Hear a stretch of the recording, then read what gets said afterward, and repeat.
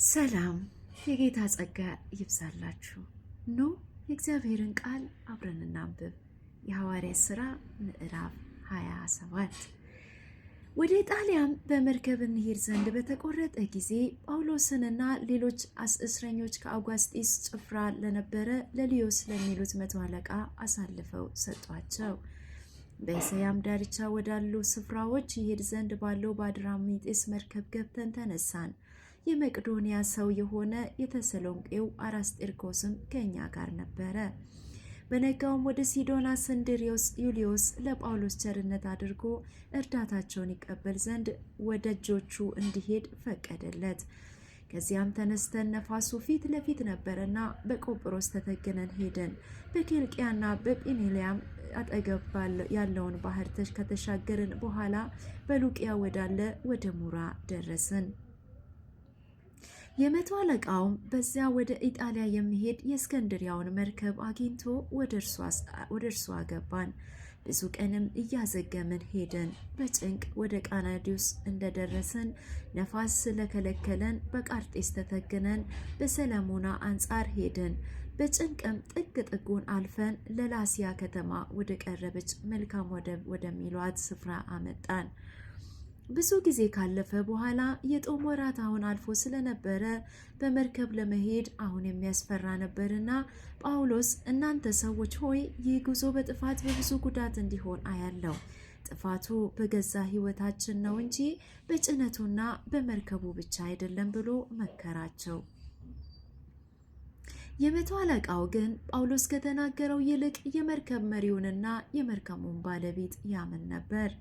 ያም ወደብ ይከርሙበት ዘንድ የማይመች ስለሆነ የሚበዙቱ ብቻላቸው በሰሜን በደቡብ ምዕራብ ትይዩ ወዳለው ፌኔቄ ወደሚሉት ወደ ቃርጤስ ወደብ ደርሰው ይከርሙ ዘንድ ከዚያ እንዲነሱ መከሩ። ልከኛ የደቡብ ንፋስ በነፈሰ ጊዜ እንዳሰቡት የሆነላቸው መስሏቸው ተነሱ። በቃርጤስ አጠገብ ጥግ ጥጉን አለፉ።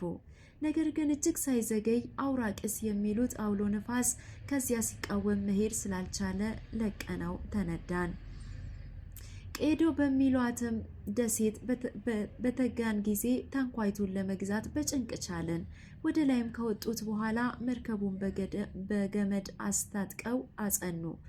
ስሪታሲም ወደሚሉት ወደ አሸዋ እንዳይወድቅ ፈርተው ሸራውን አውርደው እንዲሁ ተነዱ። ነፋሱን በርትቶ ሲያስጨንቀን በማግስቱ ከጭነቱ ወደ ባህር ይጥሉ ነበር። በሶስተኛው ቀን የመርከቡ ዕቃ በእጃችን ወረወርን። ብዙ ቀንም ፀሐይን ከዋክብትን ሳናይ ትልቅ ነፋስም ሲበረታብኝ ጊዜ ወደፊት እንድናለን የማለት ተስፋ ሁሉ ተቆረጠ። ሳይበሉም ብዙ ቀን ከቆዩ በኋላ ያን ጊዜ ጳውሎስ በመካከላቸው ቆሞ እንዲህ አለ። እናንተ ሰዎች ሆይ ሰምታችሁኝ በሆነ ከቃርጤስ እንዳትነሱ ይህ ጥፋትና ጉዳት እንዳታገኙ ይገባችሁ ነበር። አሁንም አይዟችሁ ብዬ እመክራችኋለሁ። ይህ መርከብ እንጂ ከእናንተ አንድ ነፍስ እንኳን አይጠፋምና የእርሱ የምሆነው ደግሞ የማመልከው የእግዚአብሔር መልአክ በዚች ሌሊት በአጠገቤ ቆሞ ነበርና እርሱም ጳውሎስ ሆይ አትፍራ፣ በቄሳር ፊት ልትቆም ይገባሃል።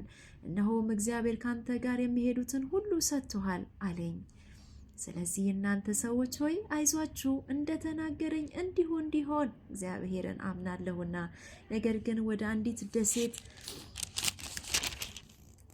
ደሴት እንዳንወድቅ ያስፈልገናል። በ14ተኛውም ሌሊት በአንዴሪያ ባህር ወዲያና ወዲህ ስንነዳ መርከበኞቹ በእኩለ ሌሊት ወደ አንድ ምድር የተቃረቡ መሰላቸው። መለኪያ ገመድን ቢጥሉ 20 በሰው ቁመት አገኙ።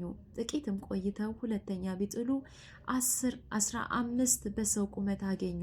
ድንጋያማ ወደ ሆነ ስፍራ እንዳይወድቁ ፈርተው ከመርከቡ በስተኋላ 4 መልህቅ አወረዱ። ቀንም እንዲሆን ተመኙ።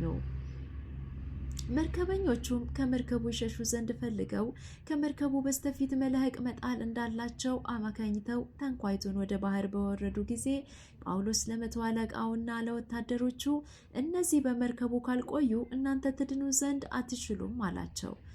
ያን ጊዜ ወታደሮቹ የታንኳይቱን ገመድ ቆርጠው ትወድቅ ዘንድ ተዋት። ቀንም ሲነጋ ጳውሎስ ምግብ ይበሉ ዘንድ ሁሉን ይለምን ነበር። እንዲህም አላቸው፣ እየጠበቃችሁ ምንም ሳትበሉ ጦማችሁ ከሰነበታችሁ ዛሬ 14ተኛ ቀናችሁ ነው።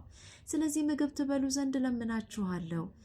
ይህ ለደህንነታችሁ ይሆናልና ከእናንተ ከአንዱ የራስ ጠጉር እንኳን አትጠፋምና።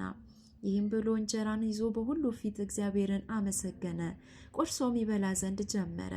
ሁሉም ተጽናንተው ራሳቸው ደግሞ ምግብ ተቀበሉ። በመርከቡም ያለን ሁላችን 276 ነፍስ ነበርን።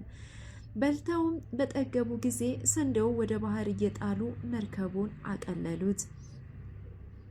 በነጋ ጊዜ ምድሩን አላወቁትም። ነገር ግን የአሸዋ ዳር ያለውን የባህር ሰርጥ ተመለከቱ። ቢቻላቸውም መርከቡን ወደዚያ ይገፉ ዘንድ ቆረጡ። መልህቆቹም ፈተው በባህር ታዋቸው። ያን ጊዜም የመቅዘፊያው መሳሪያ ፈቱት። ታናሹንም ሸራ ለነፋሱ ከፍ አድርገው ወደ ዳር አቀንተው ይሄዱ ዘንድ ጀመሩ። ነገር ግን ሁለት ባህር በተገናኙበት ስፍራ ወድቀው መርከቡን በድብ ላይ ነዱ። በስተፊትም ተተክሎ የማይነቃነቅ ሆነ፣ በስተኋላው ግን ከማዕበሉ ግፊያ የተነሳ ይሰበር ነበር።